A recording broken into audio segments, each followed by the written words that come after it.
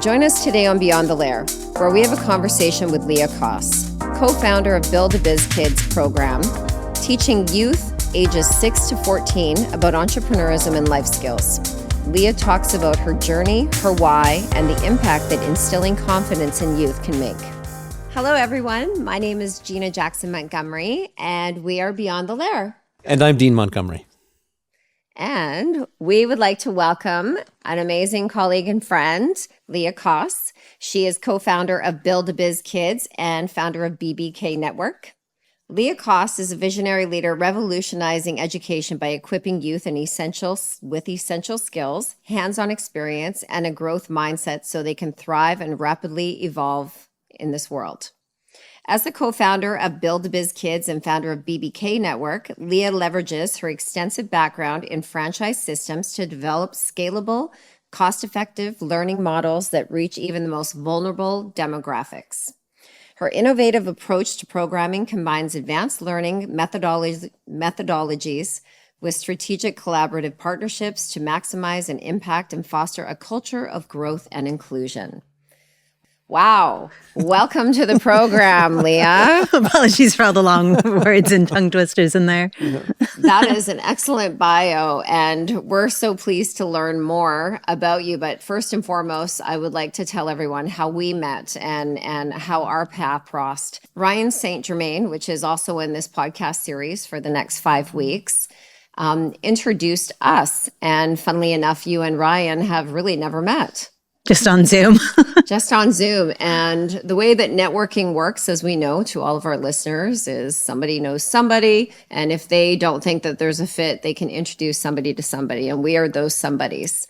So we have a equal commonality, Dean, myself, and yourself, is that we love to teach kids about entrepreneurism. We love to see the future leaders of tomorrow make impactful, informed decisions based on education and real life experiences. And we do different things. We have the Bearsler Kids Camps where we teach Indigenous youth 11 to 18, and you teach all cultures of youth about entrepreneurism. Maybe you can tell us a little bit about your business. Sure. So Build a Biz Kids is a registered Canadian charity, and on the surface, in terms of what we do, yes, we teach kids as young as 7 how to start and launch their first business, but we call it really future-ready skills. We teach them everything from public speaking to digital literacy skills and so much more, and it really is throwing them into real-world hands-on experiences, and that's where those human essential soft skills start to get cultivated. But while that's great, the world is moving fast. What digital literacy is today is going to be very different 10 years from now when they graduate, because our age group is kind of like the prequel to you. We're like 7 to 14 years right now. And so while those are great and it's something every parent wants their kids to learn, it's what teachers want to teach, and it's what kids get excited about. Really what we're trying to do is build better humans. And what I mean by that is we want to cultivate those human essential soft skills, things like resiliency, confidence, decision-making, empathy, leadership, self-awareness, all those human skills you cannot learn in a book. You must flex them in real-world situations. And we do that because by the time they reach those pivotal years, which is around 13, 14 years of age or grade 8 or 9, those are those indicator years when they start to have attitude changes or struggle or friends groups change, maybe their grades fall. That means that they're kind of at a high risk point of facing some sort of mental health challenge. And right now, youth under 25 have the highest rate out of any age group of mental health difficulties, as high as 1 in 3 by some studies. And we include things like anxiety. And so at this stage, we look at prevention over intervention with that. And our goal is for kids to get exposed to so many real world experiences that flexes these human skills that by the time they reach those pivotal ages, they can validate their own self-worth from the inside, therefore not needing external validation to confirm that they're a valuable human. Even, their parents, as much as they want to say you're an amazing kid, you have so much to offer, kids become parent deaf. They go, you have to say that, right? And so then they rely on things like their coaches and their teachers, their peers, and even those that are out of our control. Strangers, when they're standing in line at a grocery store, makes an offhand comment that can impact that child for years. The media, social media, all these things we don't have control over. So our goal is to create humans that love themselves, believe they're capable, and create those core memories at a young age so that as they navigate their teenage years and beyond and face things that we all can't help but face, that hit us straight on, they've got those coping skills, they've got that validation that they can thrive through them. That's amazing. We actually have two teenagers that are 13 and 14 years old, are right at that pinnacle age of friendships and that transition with school, et cetera. And they're lucky enough to be able to attend a few of our camps to learn those types of life skills. It's incredible what you're doing. But let's rewind. And we always like to say, before you tell us what you do, tell us why you do it. And now we know what you do. Let's go back in time to the little Leah, about how you grew up, where you grew up, and what motivated you to move towards this. You know, it's interesting. When myself and the co-founder started this, it just seemed like a really cool thing to do. Like, people comment. The number one comment, in fact, that we get is, I wish I had this when I was a kid, right? And I'm like, that's why we started it. We wish we did, right? It's now been about 7 years that the charity's been operating. And the more I reflect, I'm actually understanding what that internal voice was that was saying, you have to do that, because I was one of those terrible teens.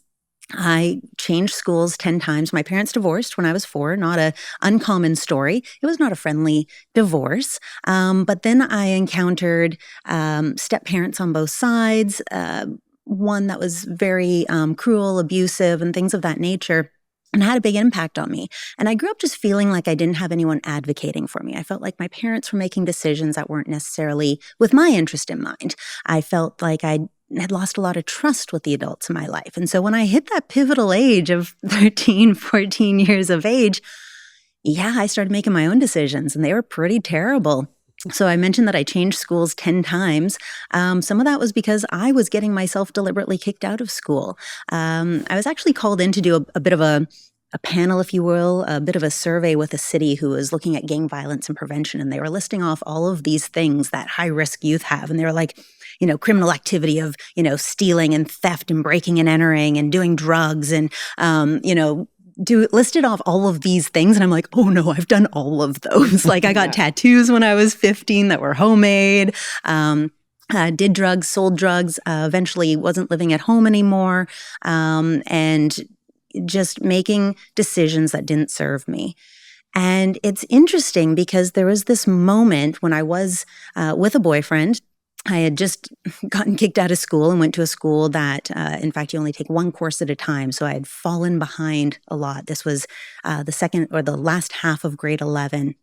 And I'll mention as well, I'd been both bullied and the bullier.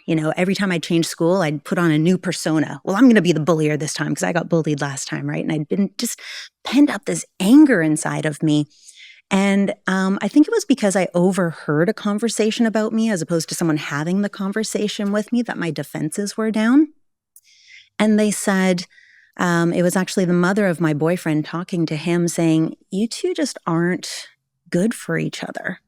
And I don't know what it was about that, but I was like, all of a sudden, it's kind of like, when someone has an addiction and they go, I had this moment of clarity and I was like, this isn't serving me anymore, right? And it's about, I realized in that moment, that was my moment of clarity and I didn't know why.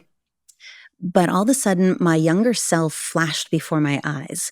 When I was young, and granted, in the abusive household, I had a stepbrother and we were only about 11, 12-ish. He was a year older than me. And I remember we loved money.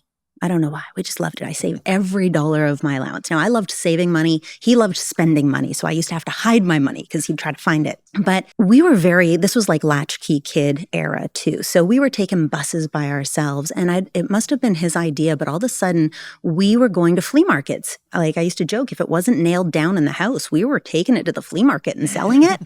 And he had this terrible knitting machine that would knit these god-awful scarves. And I would make gift boxes out of old holiday cards, and we just sold whatever we could. And here we are, just these tiny kids by ourselves at a flea market, which was primarily seniors, booting around selling their old stuff. And I felt so powerful. I was making my own money. I was talking to strangers. We got there by ourselves unless our parents needed to drive us to drop stuff off, but they were just leaving us there and then coming back at the end of the day. And that core memory it wasn't the memory, it was the feeling I had there, which was, you're capable. You can literally make your own money. You can travel if you need to get away from a situation. You can talk to strangers. You can navigate this big world, and it's so much bigger than this bubble you're living in right now. So whatever it was about that conversation, as soon as my boyfriend came upstairs, I broke up with him. And I said, this isn't right. And so grade 12, I went back into it. I left the other school, went back to the regular school system, had 2 jobs, got my driver's license, bought a car, took an extra course during lunch hours and managed to graduate on time. And the rest was kind of history. Now, I still had some mental health difficulties through that, but I was able to cope because of this core belief about who I was. And I remembered all the goals and dreams that I had as this young child that felt like they were taking over the world, even though they were just selling at small flea markets.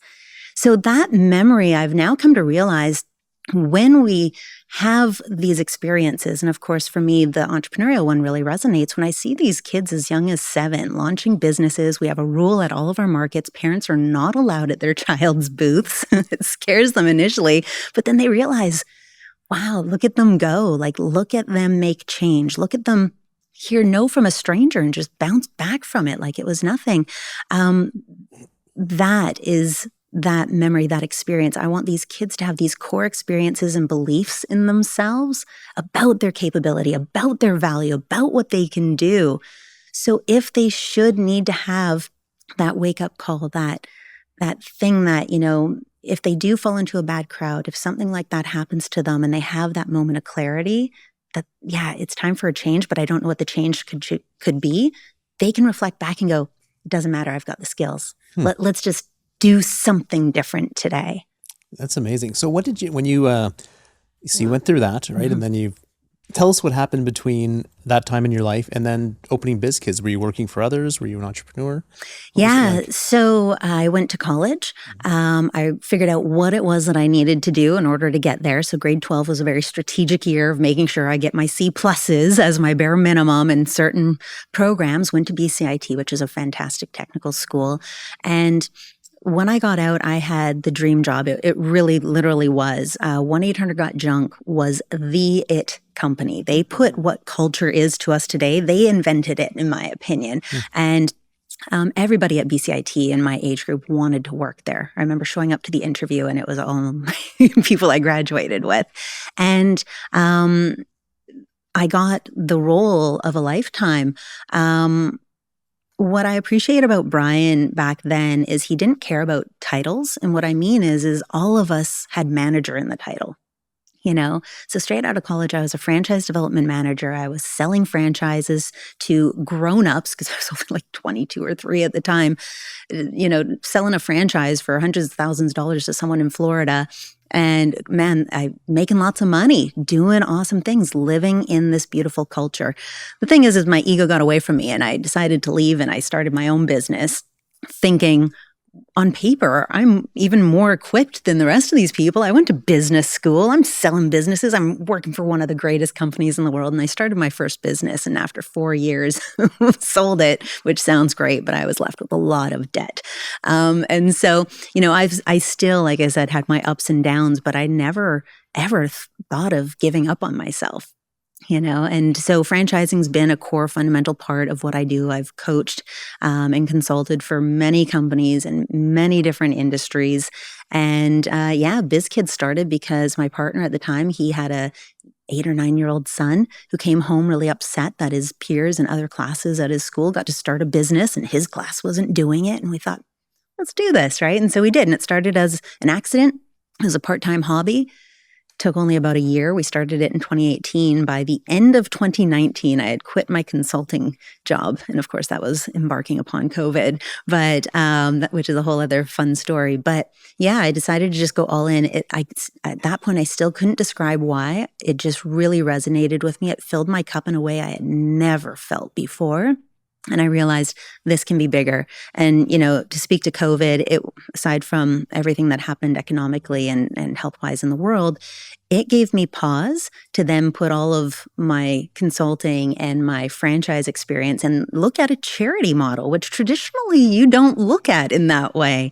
And I thought, what we're doing is not scalable.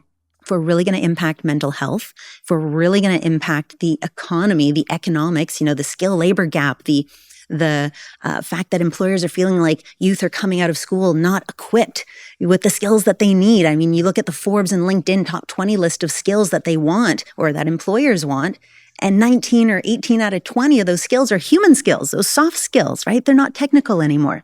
So it's really important that we reach the masses. And I thought if we're going to do this, we've got to change up the strategy. We can't just be running one-off programs. We've got to figure out how we reach kids where they already are, which is the public school system, public libraries, nonprofits, in their small communities and their big communities and beyond, the homeschooled community. How do we put it in their hands? And just coming off of, 2024, we grew by 15x in 15 months. And we grew not just out of the Lower Mainland here in BC, but we're in the craziest remote communities I've never even heard of before. Apologies if you live there, but I'd never heard of Greenwood and Lanceville. We're in, of course, 100 Mile House. I grew up in Lanceville, by the way. Did you really? So, yes. I had no idea where it was on the map. But we're also now in, across Canada. We're in Alberta, Ontario, New Brunswick, Nova Scotia. And so our goal moving forward is we want to grow by 10x over the next 2 years. So by the end of 2026, which means 500 communities across Canada. We're in about 50 right now. And we've got the method to get there. We just need the right strategic partners and the funding to be able to do it as a charity, because we don't want to charge the educators to do this. And how we've got it laid out is very cost effective. Like the number of kids that we're able to reach compared to what we were able to do on our own is mind blowing. I get excited because my core is franchising. And yet I love our mission. And so I get equally excited and giddy about the strategy as well as the impact. You've got a really nice, you've got a really great model. And I know when you and I met, you're very franchise oriented and you're scalable. And when we're talking, you said about the Bears there with Dean and I, specifically you and I, talking about, how can you put this online, right? So that you can maybe provide this to more communities. And what we provide in our camp is you really have to be there because it's about connecting and it's about that, and reaching the masses in a digital world is also a possibility as well. But you've kind of got the best of both worlds. Yeah. And I just want to tell our audience, if you can explain, you have the Solarpreneur program, to explain a little bit about what that is, but also what you do with the malls, because Dean and I have both volunteered. We've been customers. Actually, the last time I was a volunteer, I think I spent $400 at every single booth, because I just think, and maybe explain a little bit about the numbers and the statistics of the traffic that was at Brentwood Mall that just absolutely was mind-blowing. So yeah, so we've definitely been able to optimize the digital landscape, right? Being able to do that just allows you to do things less expensively. But I agree, you have to have that human component. You have to have the in-person situation. We also recognized, I think as an organization, as a charity or a for-profit, you also need to know what you cannot do. And what we cannot do is relate to those who live in, say, remote communities, or relate to those who are for myself. I was born in Canada. I can't relate to a group of newcomers who speak multiple languages and come from multiple backgrounds. I can't relate to growing up on a First Nations community and the landscape and what it is that they want to do with their lives or impact on the world. And so what we've done is we've been able to utilize technology in order to distribute and teach and empower the leaders, the community members who do have all those things, right? They've lived and grown up in those communities. They work with these kids every single day. They know their backstories. They know their struggles. They have educators there to work with kids with learning abilities or physical abilities or different lived experiences. So we are all about still providing that in-person real world experience. Theory is great to a degree, but at the end of the day, it's got to be relevant and it's got to be applicable to not just the real world, but the kids' real worlds. Yeah. And I think it's amazing at your markets, when you go talk to the kids, I mean, to our listeners, these kids they're not shy, or if they are, they come out of their shell, right? And there's lots of confidence, and they're not just going to talk, but they're going to sell and push, and they have incredible products, and the independence they have by not having the parents there is, to me, the most amazing part of it. Yeah. Absolutely. If you could walk us through that, because when you and I met, I was talking about we teach kids 11 to 18. You're like, oh, that's too old for what we do. And I was like, too old? What, are you kidding? And you're like, oh yeah, we teach kids 7 years old, 8 years old, 9 years old about, when kids are still coloring about this. And you've actually got to see it to believe it. Because, I can look on the internet, buildabizkids.com, and take a look at and I signed up right away for the program just because I just wanted to know more about it. And it's actually kids teaching kids. Yeah. But you do have the program where the kids that are in your program, that a lot of them you've seen grow up, that have taken your courses and then come to Brentwood Mall or Lougheed Mall twice a year and just build up their inventory. And maybe tell us a little bit about that and the type of businesses. And then you, at the very beginning, talked a little bit about what's the setup, and tell our listeners and viewers the rules about these kids. Sure. And the amount of participants, because that's what always blows me away. Oh, yeah. Yeah. So as I mentioned, we like to empower the community. So because of that, we call a community where there's a community leader that's going to run the programs, and they run markets in their own community. So there are so many markets going on, BizKid markets across Canada, that I have not even seen. Mm-hmm. We get to see little bits of photos of, and it's amazing. But what we wanted to do was, what happens when the child takes that program, but they still have a business and they're like, now what do I do? Where else can I sell? And so we decided that we wanted to create larger BizKid markets where the kids aren't automatically approved. They have to apply. They've got to continue to innovate, continue to evolve. And it's great. Every year we have a waiting list now of kids who want to attend these markets. So right now we have 2 a year, our summer BizKid market and then our Christmas market held at the Shape Property Mall. So that's the city of Lougheed and the amazing Brentwood Mall. Our last mall was just in November, and we actually got a message from Brentwood saying that they had hit a new all-time record for traffic for the mall during the last weekend of November that they've ever had. And that was well over 12,000 people coming through. Now, we also had a record number of kids. We had over 50 kid entrepreneurs launching their businesses, and they ranged from all kinds of stuff. We had kids who were innovating with 3D printers. So they're learning these new technologies and then creating product around it. We had everything from food products to crochet. Crochet is the new slime. We had to turn away so many crochet applicants because they all wanted to sell, and we're like, we already have 5. So yeah, there's just a wide range. And honestly, when you walk through and look at these tables, I can't help but get a little judgy when I go to a regular farmer's market now, because I'm like, our kids' tables look better than these, and you're grown up, right? I also observed the resiliency. I still laugh at this young girl, Carly. It was our very first market back in 2018 we ever launched. She was selling succulents in teacups. And this kind of elderly person walked up. They had their hands behind their back and this kind of, scrunched up face. And they were just looking at her stuff, grunting And Carly looks and puts her hands on her hips and goes, would you like to learn about my succulents? And they just kind of went, and they shook their head and they walked away. And Carly turns around and puts her hands on her hips and goes, they're grumpy. And then she just carried on. And I'm like, oh my gosh, I've seen people crying at farmers markets because they're upset because somebody said something negative about their products, right? And it's that resiliency muscle that we're building at an age when they don't even know what resiliency is. They don't care what people think of them. And that's when we want to be flexing those muscles. So yeah, we do have a few rules. The kids have to apply. So they have to send pictures of their products and what their tables look like. They get a 4-foot table with exceptions to some kids that can try to get a larger table. Parents are not allowed at the students' booths or the children's booths. Parents, we obviously all have great intentions with our kids. We want to support them, but we don't recognize just how often we rob them of opportunities to learn because we actually start to feel embarrassed or worried that people are going to judge us if our child doesn't perform. And so, just us standing there, the child knows they can default to you, that you will rescue them. But if you're not there, they stand on their own 2 feet. And they struggle with the first couple transactions. They struggle with what to say. At the summer market, the first one that you came to, Gina, at Lougheed Mall last year, there was a young girl selling headbands that were knit, or crocheted. And so having that at a summer market, nobody wants knitted goods, right? And she was a little, feeling a little down on herself. She hadn't sold too many, but all it took was a sale or two. And she transformed.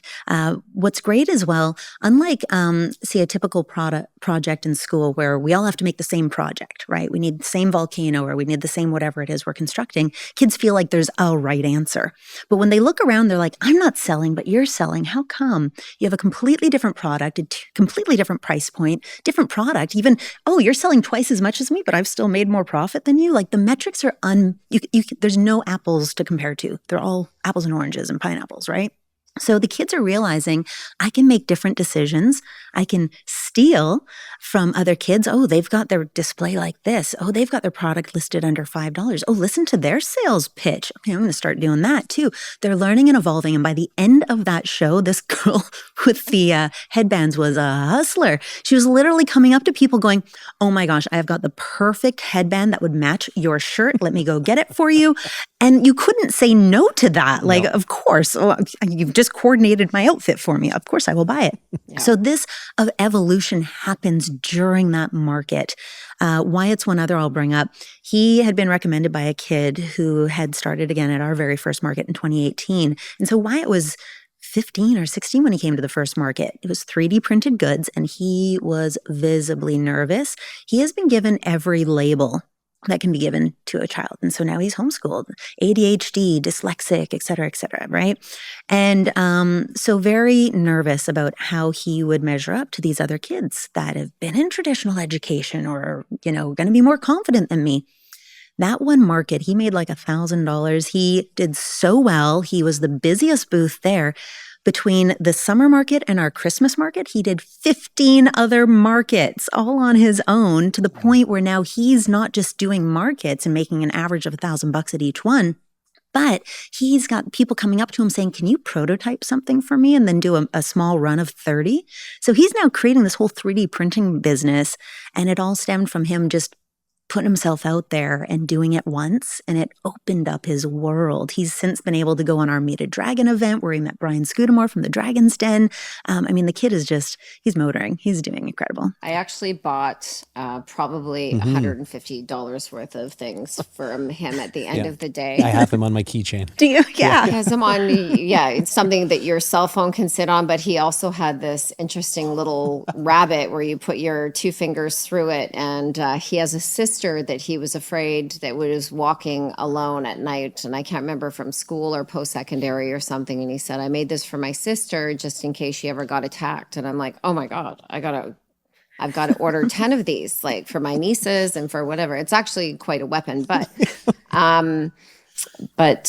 I just absolutely love what I really noticed about the kids at this market as well, was what we lovingly call co-opetition. And that is, one of the girls had at a crochet booth had some cookies, and I said, oh, those look delicious. And she said, they are the best cookies ever, and they are at the booth over there, and I would highly recommend them because they are selling out fast.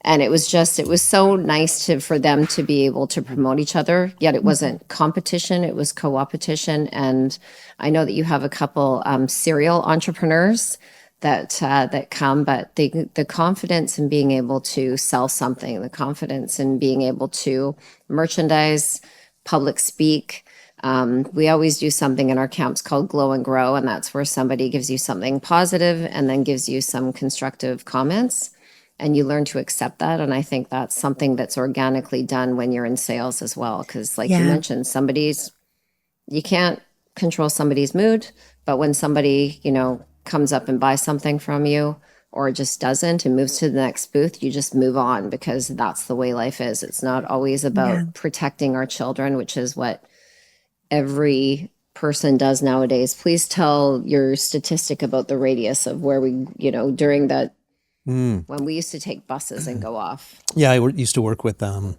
outdoor playgrounds, right? And we did some in the Suzuki Foundation, and we were talking about our roam rate as kids. And when we were kids in the 70s, it was roughly, I think it was about 5 kilometers. Now it's about 25 meters from home, right? So, and it's just a different world, a different time. So, you don't have that independence, but this really does help build it. Well, not just independence, like geographically and physically, but we don't want our children to walk to school. We don't want our children to be alone or go to the playground or go to the store by themselves. And even if you want to, you're shamed when you do, because other parents say you shouldn't do that. We want to protect them from being bullied. We want to protect them from, we want to give them everything. And I think it's just, we're setting them up to fail if we don't give them that independence. And I think you're really providing a solution to something that's going to be very problematic in the future, which is social contact and social confidence, and something that this digital world of AI and everything is not going to be able to take over. So one thing so tell us, when you decided, or was there anything that really triggered you to say, look, I need to start getting into the Indigenous world and be participating with Indigenous communities and youth, or anything like that? Or was it? From the beginning, I mean, it was always something that we knew was on our radar, because we want to reach everybody, and Indigenous kids are everybody, right? And so we knew we had to do that. We just didn't know how to do it. And we wanted to be respectful in how we did it as well. So while there's a lot of our community partners that have Indigenous youth that attend their organizations, their schools, and things of that nature, we haven't been able to do anything with a direct Indigenous organization. And so meeting Gina, that's why Ryan put us in contact, because I told him this is on our radar. How do I do this respectfully? Who can we speak with to make sure that if we do provide this, I mean, is our programming even something that's compatible? Is it something that they would respond to? Is it even aligned with the goals of each of the nations? Like, what do we need to do to make some modifications or to elevate it? So meeting Gina has been just incredible. Like, we just were firecrackers the moment that we connected, with our ideas and minds exploding with all the things we can do together. I'm excited to be able to start venturing into older age groups, because you're already serving them. And then likewise, I'm excited for you to help us to create our programs that we already have for the younger age groups with an Indigenous lens. And I think the one that I'm especially keen with is, not that I'm not especially keen for those, but the one that I think that is going to have a significant impact, not just on First Nation communities, but all communities across Canada, is I want to equip educators and everyone who handles all of our programs that are currently out and distributed with a video that's in the beginning of each of our programs that has an Indigenous child talking about themselves and their culture to everyone in the classroom, but also helping through their lens to share. Like, we have so many newcomers in Canada as well, right? We have so many people with stories and different cultures to share. And we don't want them to feel like, if you make a business, if you make slime, cool, do it because you love slime. But is there something else? Like, we have kids, we have Kenzo's Candies, who he's, a portion of his family is from Japan, and these are Japanese candies. And talk about, like, you could just make regular candy, but he's bringing his culture into it. And when you look around this room right now, like, how many incredible things can Indigenous youth be able to look at and say, I can not only love my culture, where I come from, but I can also sustain myself, my community. I can make a positive impact. I can share our message through, whether it be our Kid Talks public speaking or our entrepreneur program. I mean, I'm so excited. It is. And I think it's all of our, I think our two favorite things about business, or mine anyways, are one, the creativity that you can have, because creativity is how you succeed. And the next is the personal relationships that you develop, right? And I think that's what gets me out of bed every day for what we do as entrepreneurs. Yeah. Absolutely. And I think it's really exciting to have this partnership, right? To develop a partnership that moves forward where we can take everything that you've worked for and then everything that we've worked for and collaborate, because it's intercultural teachings and it's non-trauma informed education. So not going into communities to fix anybody, not taking kids and trying to fix them, but providing opportunities that will elevate kids for the future and provide opportunities, because in really remote areas where there's only ice roads where you can only get in by boat and in by plane, many portions and many days of the year, and really isolated communities. And chances are they're not heading out to Vancouver to live. They're going to be staying in their community. So how can you provide opportunities of hope and inspiration and creativity, and do it in the comfort of your own home, or train a facilitator, which is one of the programs that we're talking about, where when we do a camp, and then you can take a program where we provide the resources to a community leader that can keep the good work going, and then really provide that impact. And I think that's really important. Yeah. And, the training, the onboarding, taking the concepts from franchising, how do you hire a 15, 16-year-old in McDonald's, and by the end of the day of their first day on the job, they can make a Big Mac and know the difference between that and a quarter pounder. It's systems. It's understanding how to break things down into simple steps that make it really accessible and easy to understand. And that's what we do. Like, even when you think of the public education system, most educators went to high school, then college or university, and then they started teaching. They've never delivered a TED Talk or started a business or built an e-commerce store or course online, right? And so how do you break this down and make it really accessible? And one thing that I wanted to note that you kind of brought up there is, in our programs, and especially with this younger age group, it's critical that there's a lot of visual engagement, because kids these days are the YouTube generation. They need all of that stimulation. So we've developed a lot of visual engaging tools, including videos, which all feature kids. They feature kids who are teaching kids. They also do a lot of the heavy lifting for the educators, because how do you describe what market research is to an 8-year-old in the context of a business? You don't have to. You're going to have the videos of a 14-year-old Matthew talk about what research is. And so that's a really key component to be able to empower communities. And that also creates long-term sustainability as well, when you don't have to keep going there. For us, we used to run our programs ourselves. We'd have to rent the facility, pay our facilitators, train the facilitators, have the physical materials. I'm speaking exactly, all of this story. What we do. Yeah, and it would cost us, just to run one program one time locally, not having to do all the flight and travel that you do, just locally in our backyard, would cost between $3,000 to $5,000 to run one program, which is about 8 to 10 classes long. Do that one time to maybe 15 to 20 kids.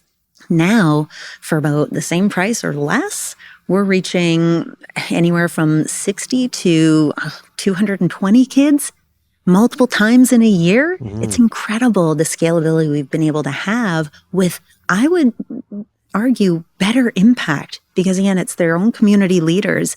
It's happening in their own backyard. It's where they already are. So it's also financially accessible. It's free for the kids, right? They don't have to travel in this day and age where most parents are either a single parent or they're both working. It's already where the kids are. If they're already going to the public library, if they're already going to school, if they go to a community center, that's where the programs are being run. Oh, and I think it's really important. We had a conversation on another podcast talking to a youth about how kids nowadays, including our own, their phones are attached to, they're literally fused onto their hands, and then they just play video games all day. And as better parents, what can we do to be better parents? And I think that if you have a program like Solopreneur, and if you have programs with like Build to Biz Kids, that maybe that's what you do. It's interactive, it's fun, you have kids teaching kids, your kids are learning entrepreneurism, and sit them in front of the computer and spend half an hour learning, twice a week, not where you're shoving something down your child's throat, because we know how that turns into a rebellious nature, but where it's fun and it's passive and you can learn these entrepreneurs. And they're making their own products. Yeah, and they're Right, making like their own that's products and getting motivated, because there's nothing more motivating than money that you make yourself. And the earlier you learn it, the more pride is instilled and the more appreciation you have it from your parents. I mean, we give our kids $20 and they lose it 10 minutes later and they're not even concerned. Yeah. If I lost $20 when I was young, I still remember losing that money, 40 years later. So let's tie this up, and for all of the listeners and that have kids that are 6 years old to how old to? Yeah. So, and I really appreciate that you've brought up the solo entrepreneur program as well. You know, we do distribute to a lot of communities, but there's a lot of communities that we're not in, many.